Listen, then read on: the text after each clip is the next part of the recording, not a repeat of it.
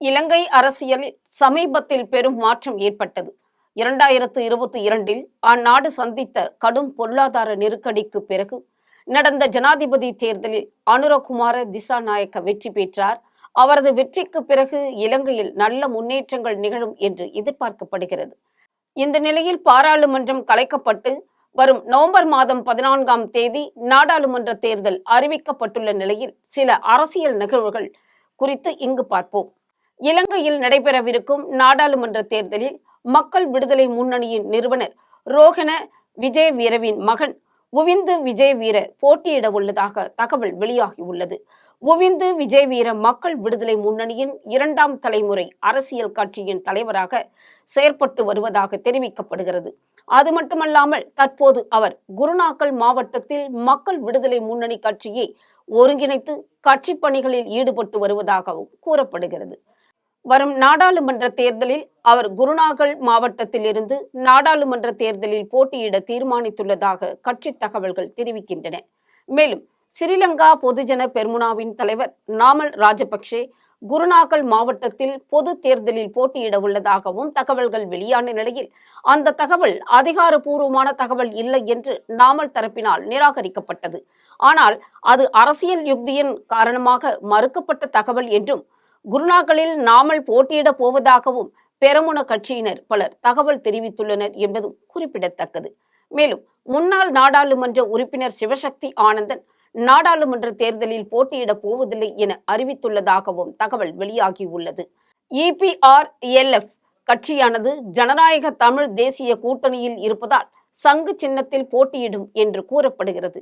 இதில் அந்த கட்சியின் செயலாளரும் முன்னாள் நாடாளுமன்ற உறுப்பினருமான சிவசக்தி ஆனந்தன் வன்னி தேர்தல் தொகுதியில் போட்டியிடுவார் என அறிவிக்கப்பட்டிருந்தது.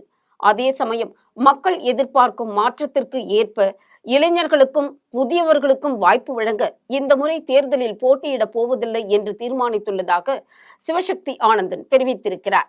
இவர் 2001ஆம் ஆண்டு நாடாளுமன்ற தேர்தலில் தமிழ் தேசிய கூட்டமைப்பு வேட்பாளராக வன்னி மாவட்டத்தில் போட்டியிட்டு நாடாளுமன்ற உறுப்பினராக பணியாற்றியதும் குறிப்பிடத்தக்கது. இந்த நிலையில் இலங்கை தமிழரசு கட்சியின் அனைத்து பொறுப்புகளிலிருந்தும் விலகுவதாக தலைவர் மாவை சேனாதிராசா தீர்மானித்துள்ளதாகவும் தகவல் வெளியாகியிருக்கிறது. மாவை சேனாதிராசா பதவியை துறந்தாலும் கட்சி உறுப்பினராக தொடர்ந்தும் பதவி வகிப்பார் என்றும் தெரிவிக்கப்படுகின்றது. ஜனாதிபதி தேர்தலில் ஐக்கிய மக்கள் சக்தியுடன் இணைந்து சஜித் பிரேமதாசாவுக்கு அளித்த ஸ்ரீலங்கா சுதந்திர கட்சி உறுப்பினர்களே தற்போது தேசிய மக்கள் சக்திக்கு ஆதரவளிப்பதாக குறிப்பிட்டுள்ளனர் என முன்னாள் அமைச்சர் மஹிந்த அமரவீர தெரிவித்துள்ளார். அத்துடன் அவர்கள் ஸ்ரீலங்கா சுதந்திர கட்சியில் எந்த பதவியையும் வகிக்கவில்லை எனவும் அவர் மேலும் சுட்டிக்காட்டியிருக்கிறார். அக்டோபர் 6ஆம் தேதி அம்பாந்தோட்டையில் இடம்பெற்ற நிகழ்வொன்றில் கலந்து கொண்டதன் பின்னர் ஊடகங்களுக்கு இந்த கருத்தை வெளியிடும் போது இதனை குறிப்பிட்டார். இங்கு தொடர்ந்தும் கருத்து தெரிவித்த அவர், நாம் பேச்சுவார்த்தைகள் அனைத்தையும் நிறைவு செய்திருக்கிறோம் என்றார். அதற்கு ஏற்றாற்போல ஜனாதிபதி தேர்தலை போன்று பொது தேர்தலிலும் சமையல் எரிவாயு சிலிண்டர் சின்னத்தில் கூட்டணியில் போட்டியிட உள்ளதாகவும் தெரிவித்தார். விரைவில் எமது கூட்டணி வேட்புமனுவை தாக்கல் செய்யும் என்றும் குறிப்பிட்டிருக்கிறார். அனைத்து தொகுதிகளிலும் வேட்பாளர்களை நிற்க வைப்போம் என்றும் தெரிவித்திருக்கிறார். மேலும் பொது தேர்தலுக்கு பின்னர் ஸ்ரீலங்கா சுதந்திர கட்சியை மேலும் பலப்படுத்தி உள்ளூராட்சி மற்றும் மாகாண சபை தேர்தல்களில் போட்டியிடுவோம் என தெரிவித்திருக்கிறார். அதே சமயத்தில் அனுரகுமார திசாநாயக்க ஜனாதிபதியாகி ஒரு வாரத்தில் யாழ்ப்பாண மக்களும் அவரை ஆதரிக்க ஆரம்பித்துள்ளனர் எனவும் கூறப்படுகிறது. மக்கள் மாற்றத்தை எதிர்பார்க்கின்றனர். பதவிக்கு வந்து 2 வாரங்களில் அதிரடி மாற்றங்களை ஏற்படுத்தியிருக்கிறார். பொறுமையாக செய்து முடிக்க நடவடிக்கைகள் எடுக்கப்படுகிறது. எல்லா மாற்றங்களையும் 2 வாரங்களில் செய்துவிட முடியாது. சாதாரண மக்கள் பிரிவினையை விரும்பவில்லை என்றும் கருதப்படுகிறது. தேர்தல் பிரச்சாரத்தின் போது குறிப்பிட்டது போல ஊழல்வாதிகள் கைது செய்யப்படுவார்களா? முன்னாள் அரசியல்வாதிகள் தேசிய மக்கள் சக்திக்கு சவால் விடுத்து வருகின்றனர். அதற்கு அனுரகுமார பதிலடி கொடுப்பாரா என்பதனையும் பொறுத்திருந்துதான் பார்க்க வேண்டும். அதே சமயம் முன்னாள் நாடாளுமன்ற உறுப்பினர் MA சுமந்திரன் தலைமையிலான ஊடக சந்திப்பை புறக்கணித்து முன்னாள் நாடாளுமன்ற உறுப்பினர் சிவஞானம் ஸ்ரீதரன் வெளியேறி சென்ற சம்பவம் பெரும் பேசு பொருளாகி இருக்கிறது. வவுனியாவில் நாடாளுமன்ற தேர்தலில் போட்டியிடுவதற்கான தமிழரசு கட்சியின் வேட்பாளர்களை இறுதி பட்டியலே நியமனக்குழு வெளியிட்டுள்ளது.